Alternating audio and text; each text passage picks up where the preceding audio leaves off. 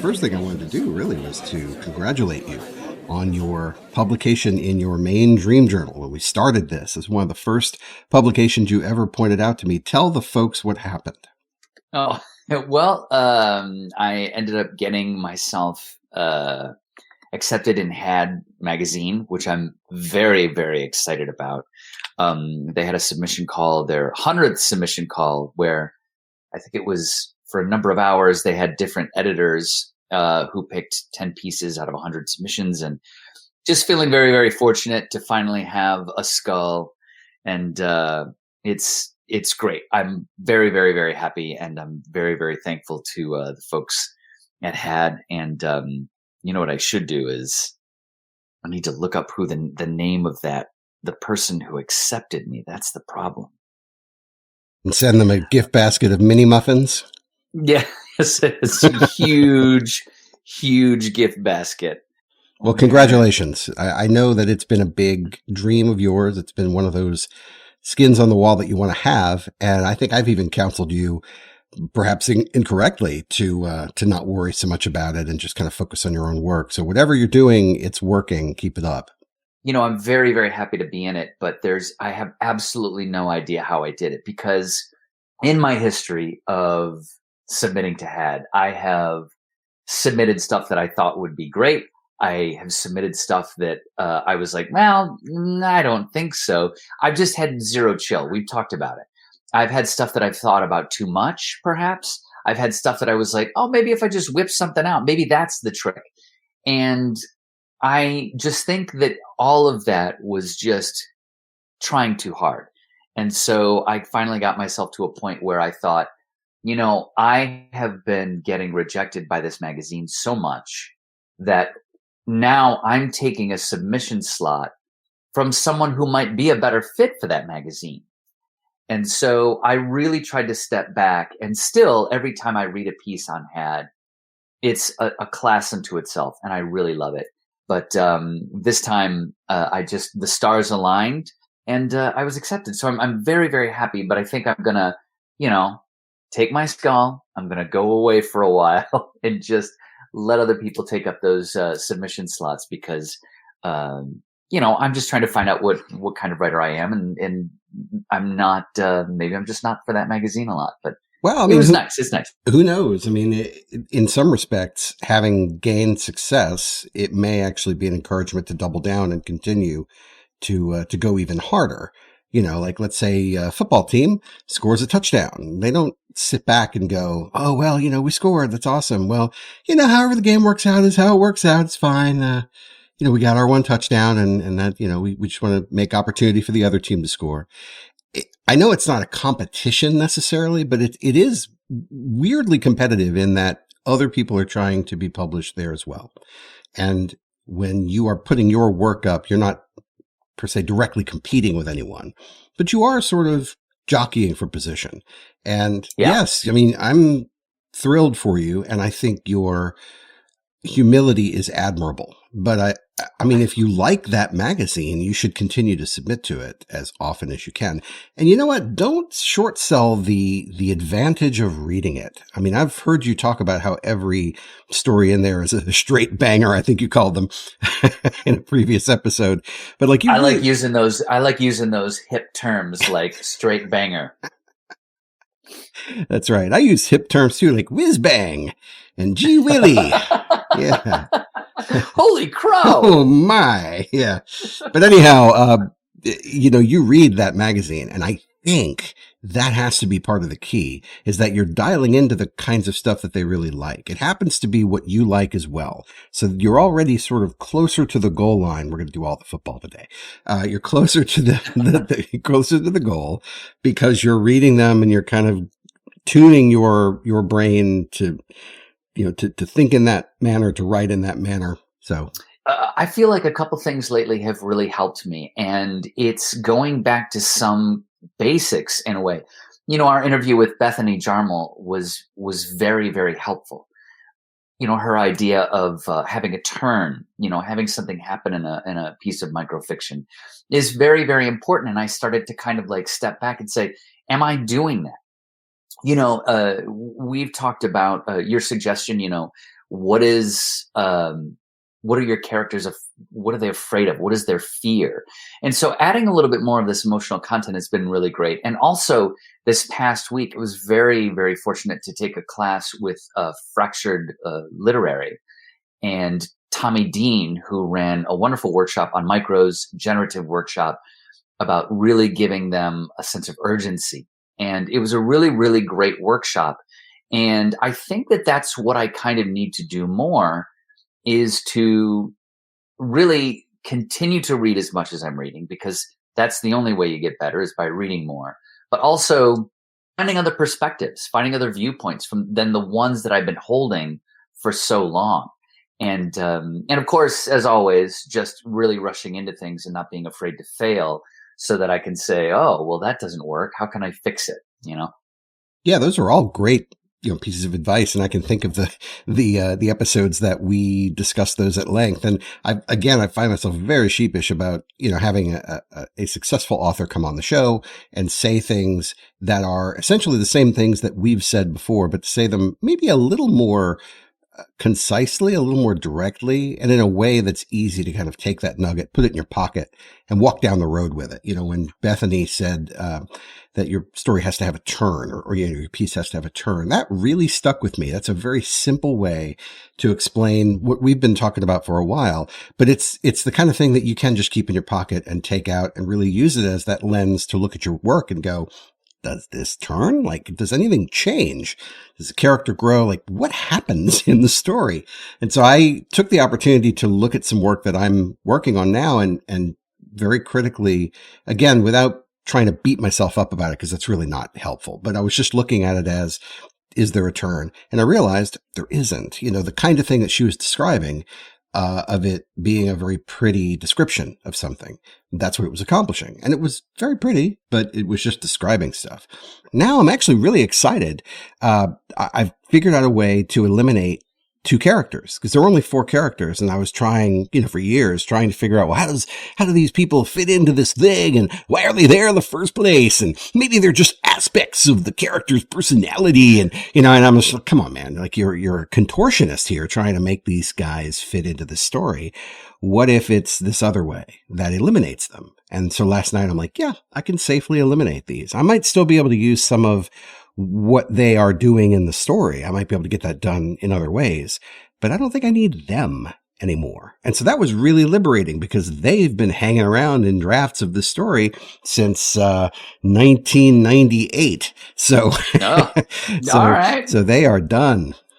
It's interesting because you've been talking about character a few times, and now diving into it, I'm suddenly now much more interested in focusing on metaphor because of the workshop that I took the other night with Tommy Dean and Fractured Lit. So I'm very excited about looking back at my things and going, what am I missing? What is it that I could be doing that can make this work a little more in a direction that I want it to be in? Yeah. I've shared with you a story that I've been working on called Subaru Commercial in the Apocalypse. And it's gone back and forth with you, Art, and you kind of mentioned a couple things that were very obvious to me. It's got a sort of construct like a commercial. And then you said, well, what is the commercial selling? And that was like a huge, like, oh, yeah, reminding me of how we used to talk in college about Patrice and I Take Over the World. And I had this story about 2 people who were the last 2 people on Earth. And I was like very excited about it. And you were like, well, how do they still have electricity? And I went, oh. So, which I have apologized for recently and said I shouldn't have asked you that. So, like, are you saying I shouldn't have asked you what they're trying to sell in the story? I'm very confused. I think it's but that's what's happened. But that's been our relationship for this entire 30 plus years. Is that's what you need? You need someone to read your work and be able to tell you. We've said it before. How many times on this podcast? The worst thing you can do is have someone read your piece and go, "Oh, that's nice. Yeah, thank you." And that's my mom. My mom loves it. I'm great. I'm happy that my mom loves it. I want to make something for her that entertains her for the 30 seconds it takes her to remember it, to read it, and then not remember it. those are important things. That's why we have reading groups. That's why we have folks so that they can point out those things that we might need to fix, that a reader might see. Yeah. So is that where you're getting So, with the urgency thing that you were talking about? Because, in the workshop, they talked about sort of injecting urgency. And to us, we've already expressed that in previous episodes as something essential is threatened, that whole thing about the yes. character. But I think urgency is a great way to say that because, again, it's more concise, it's more immediate, and it's easy to put in your pocket and carry down the road. So tell me about urgency. I wouldn't want to give anything away because it's a wonderful workshop, and Fractured Literary has very affordable workshops. So I think that that's something you can investigate. But uh, Tommy Dean showcased a few micro pieces, and by Fractured Lit and Tommy Dean's definition, those are pieces with 400 words or less. Of course, there are many different ways to define micro. There's many different ways to define flash. But for him and the purposes of this workshop, it was 400 words or less. And talking about how we can take that short amount of space, that small amount of words, and give them more urgency. Yes, urgency. And there are a couple tricks to do that. And I think that metaphor was the one that stuck out to me as something that can really give your piece a lot more vibrancy and urgency.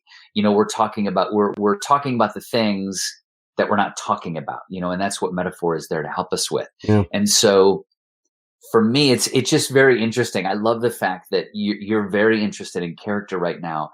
And I've sort of been kind of like really writing, I think this past year, trying to be better.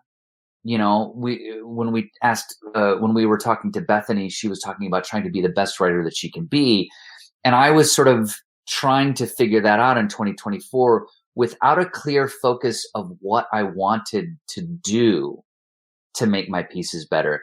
I'm just very excited to focus on metaphor and see if I can play with that for the next few months, maybe 6 months or a year, and see what that does to my writing. Because I'm someone who likes to almost have a sort of autofiction in my writing where I'm talking about events in a kind of like autobiographical way. And instead, now I'm very excited about like, well, wait a minute, do I have to write about, this certain aspect or this certain 5-minute episode of a relationship that I was in and turn it into a piece of fiction? Or can I experiment? Can I play around with metaphor? And yeah, I'm very excited to try that. Yeah, I think we're going to meet in the middle because I used to do nothing but that at the expense of character. And it was because I didn't want to be introspective. I didn't want to look inside myself and, I didn't have anything to say, but I wanted to be the smartest guy in the room and I wanted to write really pretty prose. And so for you, to be coming towards this, I think Bethany called it layering, where it's like the words have to work a little harder, than just sort of a story you'd tell at the picnic. And I've always wanted to be part of that, to have that kind of work. Yeah. So, my pivot was really an overcorrection earlier in our podcasting time where I said, well, I can't do any of that because I have to try to do this other thing, and prove to myself that I can do this other thing. And it was when I really took a step back and said, gosh, you can tell a good story when you're just sitting around with friends. Like you're engaging, you have specific detail, the characters do interesting things. Like you can tell a friggin' story. Just stop putting so much pressure on yourself. It's this, desire or longing to sit down and write epic prose that was often sort of getting in the way. So I think both of us have a balance now. I mean, you're very good at telling stories, and now you want to pivot more towards, well, how can I make the words on the page, especially since you are immersed in such a short format, and you don't, and you're kind of constraining yourself to only have a few words, which I think is great. How do I make them work harder? And I'm eager to see how you do that because, you're only getting better every time you sit down and read, every time you sit down to write, you get better every time. So it's going to be good stuff. But yeah, I mean, as far as like symbolism goes, sometimes that stuff just pops up. Like you'll make a decision, in the course of writing. And so you're in the flow state, you're kind of tapping into your subconscious, and maybe something weird comes up and you're like, why is it denim? Right? Remember I told you about that story where it was denim. So we'll just use that as an example. Like, why is it denim? Whatever. So, I mean, I really think the attitude of play that we've talked about before is like, okay, well, if this weird image has popped up, let me just throw it on the page. We're good. I can always cut it later. I can come back and change it. I'm not going to stress out about why I chose denim. So, but when you get a little distance and then come back to your piece, some of those things may bubble up to the surface. You're like, hey, man, I'm really using the green a lot. Like, what's the significance of green here? And then you can start to be more intentional about it. But the seeds have been sown, as it were. And so do you find that you kind of now in going back, like let's take the Subaru story, for example, when you go back to that, are you seeing any patterns or anything that you hadn't necessarily intended, but you kind of like? I really, really like the piece, and I really, really like what I've done with it. But I just know, having a little distance on it, there is a section where I know, like, this is where I have to let people know what this is about.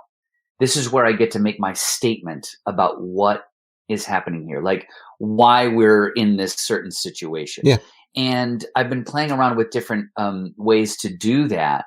And now, through this lens of metaphor, I'm using the events that are I'm just starting to try and look at the events that are taking place in the story and maybe try and translate that into that emotional pivot, the turn in the story. I think that's what I'm looking for.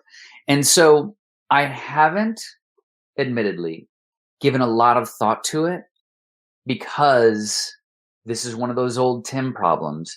I'm afraid to get back into the piece because I know that I've got a little bit more work to do it.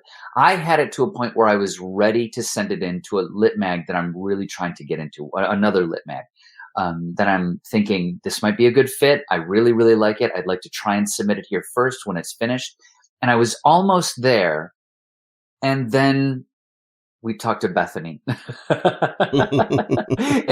and then, I had this workshop with Fractured Lit, and I thought, wait a minute, hold on. I do want this piece to really be something well written, something that would be on sites like, and perhaps the listeners could look these up, something that might be on X-Ray Lit Mag, or something that might be on Lost Balloon, or even Split Lip. Now, those are very, very good lit mags, and I need to do a lot more work to become a writer that might be placed there. But I want it to have a deep emotional resonance. So I am definitely putting that story right over here, so that I can find my time to be like, all right, I'm ready to go at it.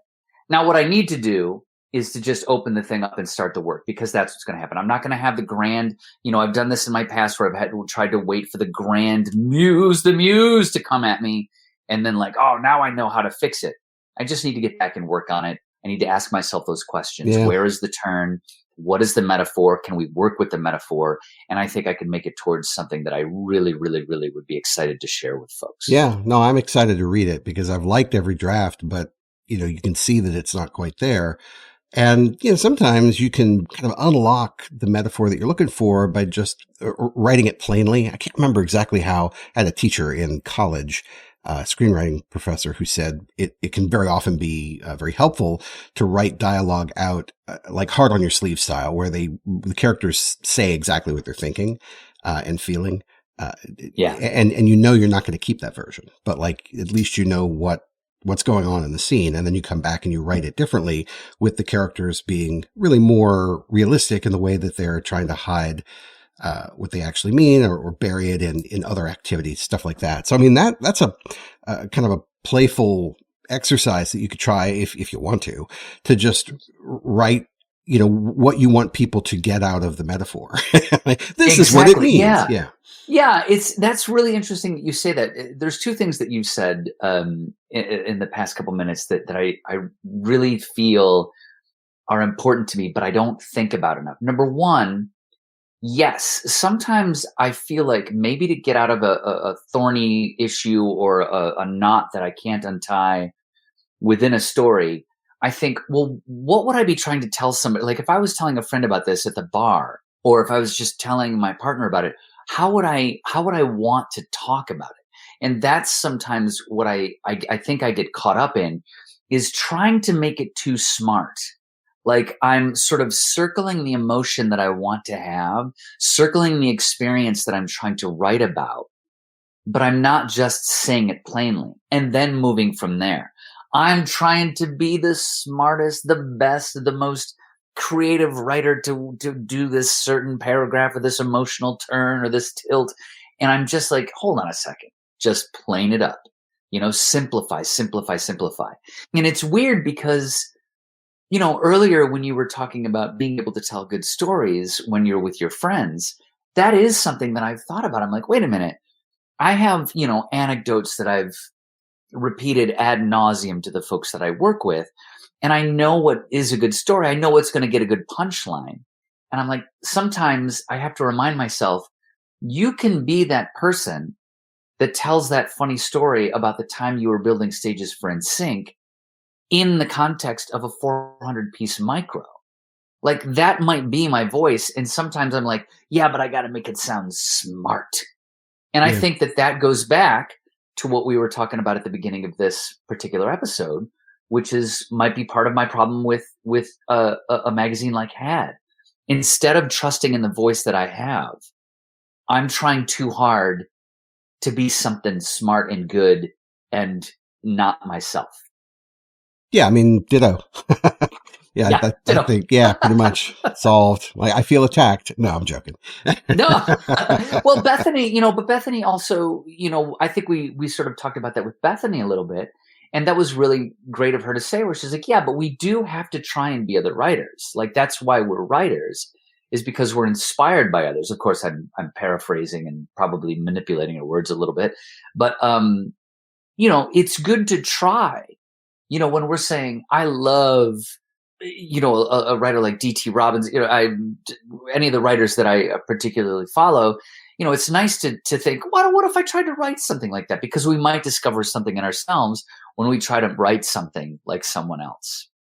There's a whole pastiche um, curriculum at one of the schools I attended, and we've talked about that. And actually, the best and worst advice, if you remember that episode, that I ever got was, man, just Yeah. tell me a story. It was a new teacher or professor, excuse me, a new professor at my Texas State Graduate School, and it was his first year. And he was essentially just trying to remind people, hey, man, it's just storytelling. Don't put all Yeah. this pressure on yourself. Don't make it artificial or inauthentic, because the reader's going to see right through that. And just try to, as you said, find your voice and use it. So because you're trying out metaphor now, that is a tool that you're going to put in your tool belt, and you're going to develop that skill, and it's going to be part of your arsenal. It's not changing your voice. It's not changing why you're writing. It's just adding more to it. Which is great. Yeah. And for me, I always pivoted away from character, I think because I latched on to a style of writing and really a time frame, because I studied theater of the absurd in the 50s. The theater of the absurd was in the 50s. I wasn't alive in the 50s. Let's try that again. I studied theater of the absurd from the 50s and postmodern writing from the 1960s. And I think those, if I really went back and did the research again, I think I would discover that those styles of writing were actually rejecting traditional character, because it was a response to modernism from the 1940s, which was all about interiority and character. So here I grew up with this sensibility that was already outdated by the time I had sort of latched onto it, and it didn't help me develop an important aspect of my writing. So, okay, I now understand intellectually what happened, and I'm not beating myself up about it. I'm just recognizing, all right, well, you need to go build those tools and put those tools in your tool belt. So yeah, I think we're going to meet in the middle with all the tools we need to succeed.